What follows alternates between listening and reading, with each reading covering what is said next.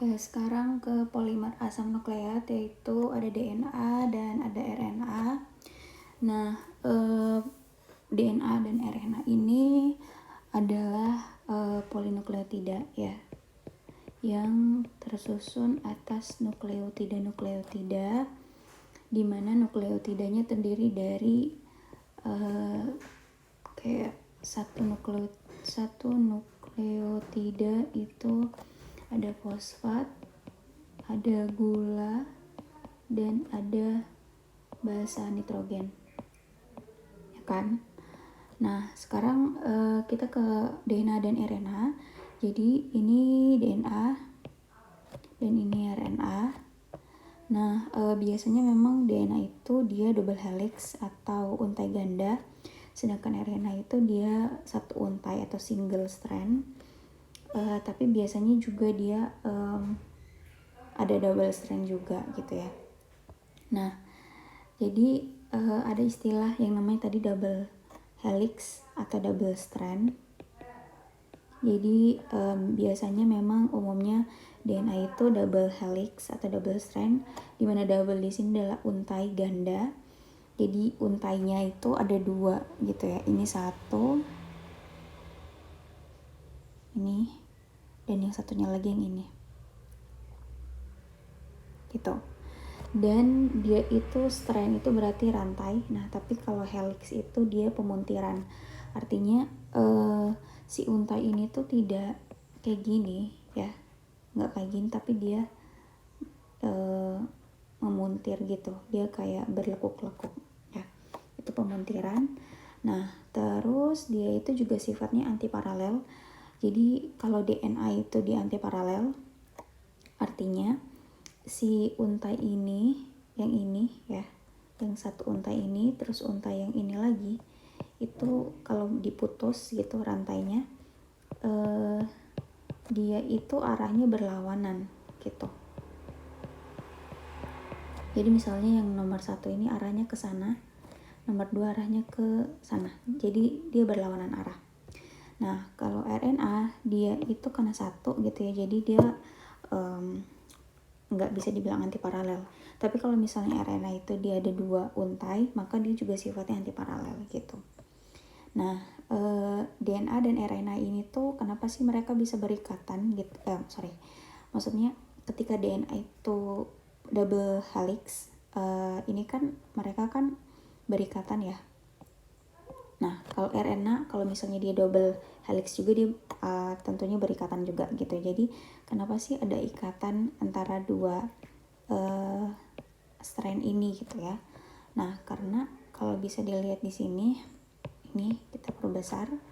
Dia ini kalau misalnya kita buka nih bagian sininya misalnya, ini, terus kita buka, maka setiap dari rantainya ini itu terdiri dari nukleotida gitu.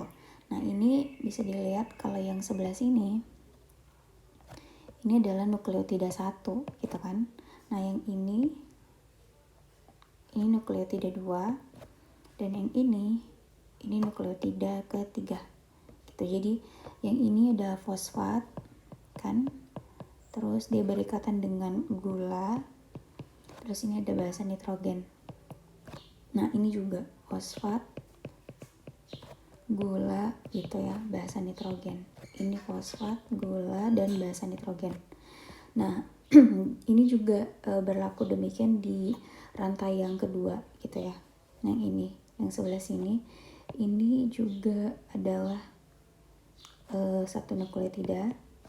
Ini satu nukleotida. Jadi nukleotida 1, nukleotida 2, dan ini nukleotida 3. Nah, tadi yang gue bilang sifatnya mereka berlawanan gitu. Jadi untai 1, ini yang untai 1 misalnya ya, atau rantai 1, dan ini untai 2. Nah, kelihatan nih dia berlawanan arah gitu. Jadi untai 1 itu kita lihat fosfat, gula, dan basa nitrogennya di nukleotida 1 itu dia arahnya normal ya gitu ya. Jadi sedangkan kalau untai 2 itu dia kebalik. Jadi fosfatnya itu kayak seolah-olah Jadi mereka itu kayak kebalik gitu loh bentuknya. Jadi fosfatnya di sini, terus ini gulanya, ini basa nitrogennya gitu. Terus ini fosfat, ini gula, ini basa nitrogen. Ini fosfat, ini gula, ini basa nitrogen gitu. Jadi kebalik gitu. Nah, gitu ya. Jadi ini maksudnya dari sifat antiparalel. Jadi arahnya itu seolah-olah si kalau misalnya nitrogen 1 itu ke sana, nitrogen 1 sih, untai 1 ke sana, nah untai yang keduanya itu ke sana gitu ya, atau sebaliknya. Jadi berlawanan. Nah, terus sebelum ke bawah ini kita bisa lihat ada ikatan di sini antara gula, jadi antara nitrogen 1 lagi kan, nukleotida 1 dan nukleotida 2 dengan nukleotida 3 gitu ya. Kenapa antar nukleotida itu mereka berikatan? Nah, di sini ada ikatan di sebelah sini. Jadi antara gula di karbon nomor berapa ini? Ini C-nya C1 ya. Ini C2, ini C3. Jadi ikatan karbon yang nomor 3 di gula itu berikatan dengan fosfat. Gitu. Ya, fosfat. Nah, terus habis itu fosfatnya yang sebelah sini itu berikatan dengan karbon yang nomor 5 di sini gitu kan. Ini C3, C4, ini berarti ini C5 harusnya ya. Betul, gitu ya. Ini juga. Jadi ini tuh ujungnya berarti, nanti dulu deh kita lanjut lagi ya. Terus ini karbon yang kelima, ini gula pentosa, terus ini karbon yang ketiga dia berikatan lagi dengan fosfat di sini, gitu kan. Terus dia berikatan lagi di sini di C5-nya di gula, gitu. Terus di sini di C3, begitu seterusnya. Nah, jadinya bisa dibilang nukleotida yang di sebelah sini di untai rantai 1 ini itu ujungnya bisa dibilang 5 gitu ya, di sini ujung 5 ke ujung 3 gitu. Jadi biasanya kayak gitu ya. Nah, sedangkan untai yang kedua ini itu pasti ujungnya kita lihat di sini ya. Dia bakal ujung 3 ke 5 gitu ya, kebalikannya. Nah, kita lihat di sini ini fosfat kan. Fosfat berikatan dengan C yang kelima dari gula kan. Terus nanti ini C3-nya, terus ini C5-nya lagi, terus ini C3-nya lagi gitu kan. Terus ini C5-nya lagi gitu. Nah, jadinya ujungnya kalau yang untai 1 5 ke 3 ini ujungnya 5 3 gitu. Jadi kita balik, jadi ujungnya 3 ke 5 jadinya gitu ya, berkebalikan. Nah, ini akan lebih jelas sebelum ke situ gue kesini lagi. Nah, ini kita udah tahu berarti bagaimana cara ikatan nukleotida dengan nukleotida. Nah, ini antara basa nitrogen dengan basa nitrogen. Jadi antara untai 1 dengan untai 2 ini tuh mereka yang diikat itu di bagian basa nitrogennya. Nah, misalnya di nukleotida 1 di untai 1, nukleotida 1 di untai 2, kita lihat di sini tuh ini ada basa nitrogen ya kan, ini basa nitrogen. Nah, ternyata DNA itu atau double helix itu bisa berikatan dari ikatan basa nitrogennya ini. Jadi ada ikatan hidrogen di sini. Jadi yang akan menyambungkan mereka berdua ini adalah hidrogennya. Nah, di sini bisa dilihat kalau misalnya di sini basa nitrogennya yang di untai 1 itu sitosin, di untai 2 itu dia guanin gitu. Nah, ini ikatan hidrogennya ada 3 ya. Jadi sitosin itu berikatan 3 dengan guanin atau ikatan rangkapnya 3. Sedangkan di sini di bagian sini ini adenin, basa nitrogennya di untai 1. Terus di untai 2 dia timin. Nah, ini ikatan hidrogennya ada 2. Jadi bisa dibilang di sini gue tulis adenin itu berikatan rangkap dengan timin. Nah, ini juga berarti ini timin dan adenin berarti juga sama, 2 juga gitu ya. Nah, ini kita lihat lebih kompleksnya lagi kalau mau dituliskan unsur-unsurnya gitu ya. Kalau yang tadi kan cuma simbol-simbolnya. Nah, ini adalah unsur-unsurnya. Jadi nanti seolah-olah ya dia bakal kayak gini gitu ya. Terus fosfatnya tadi itu ini gitu.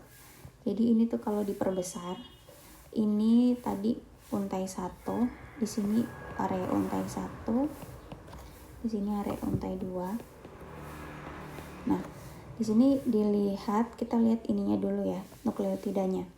Tadi yang bagian sini ini tuh adalah nukleotida 1 tadi. Terus yang ini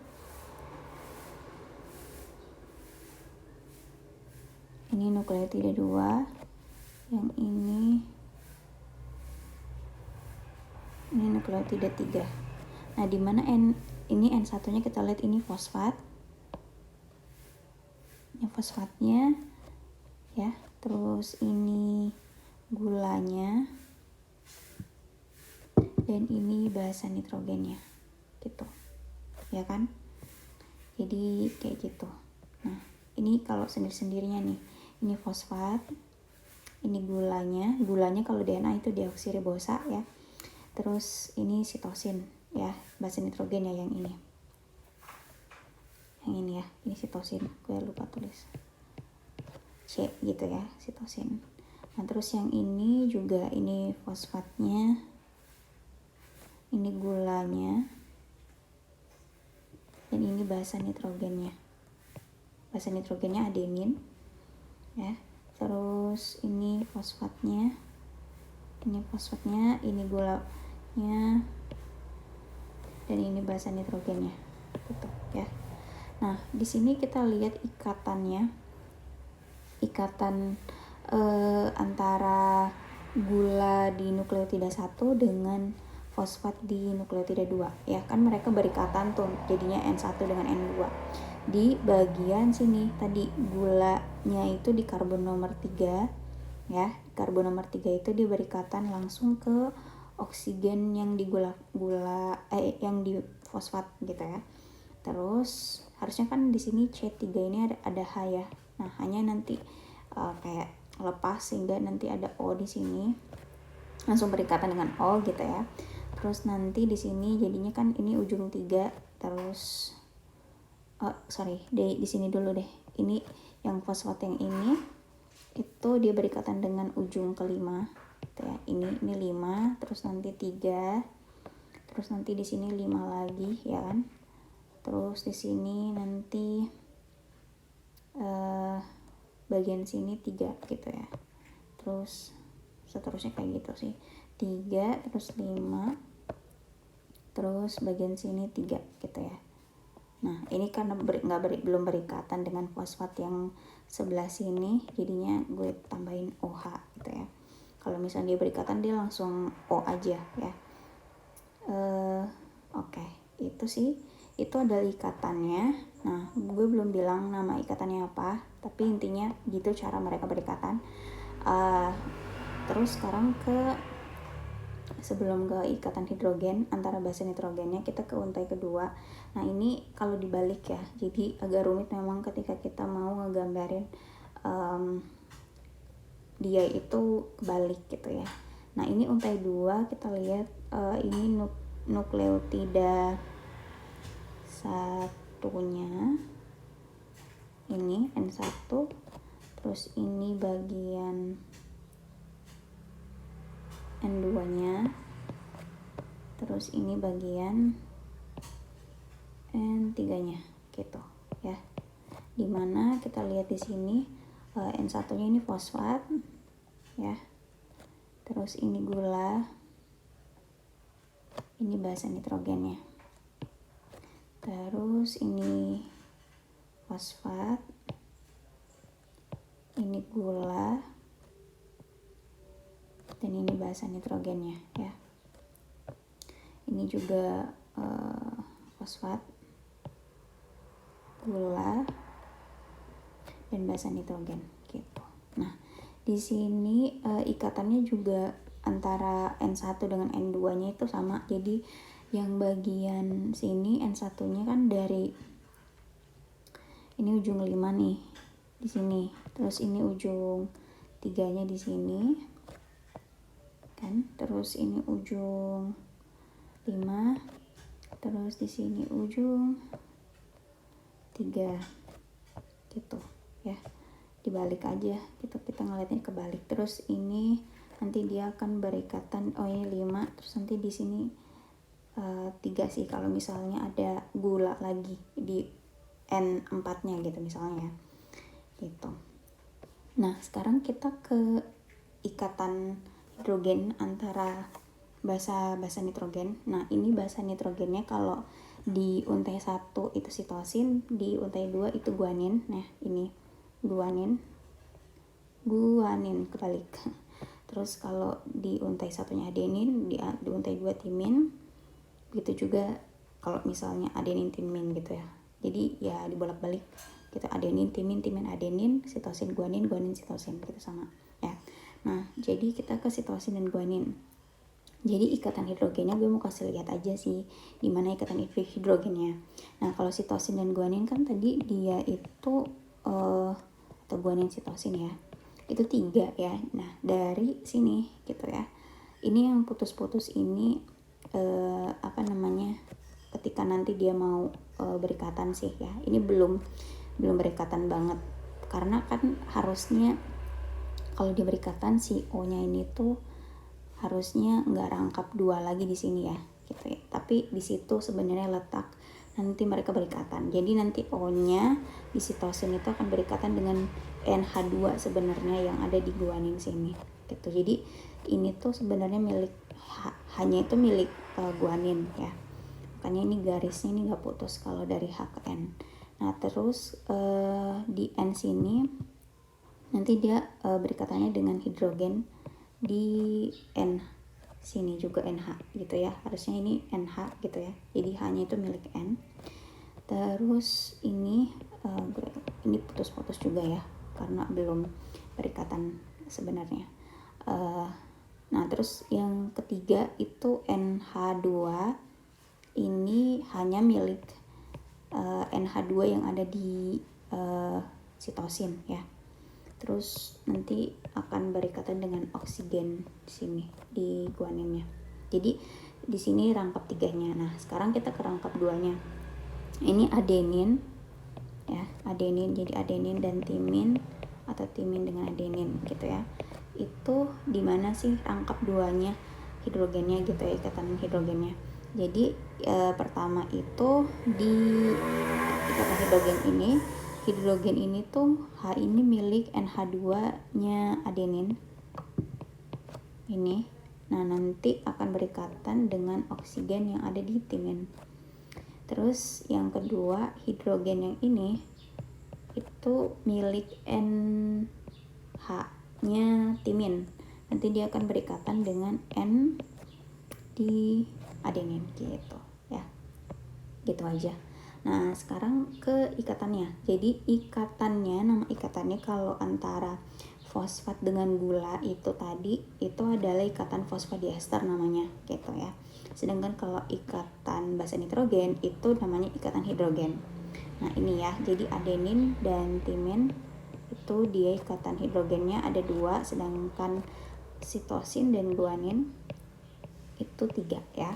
Nah sekarang kalau misalnya kita ini sebenarnya kayak kata kunci aja sih, gue ingatnya gini. Jadi kalau biasanya biar nggak lupa ya sama konsep yang kemarin, kan ada basa pirimidin dan basa purin ya.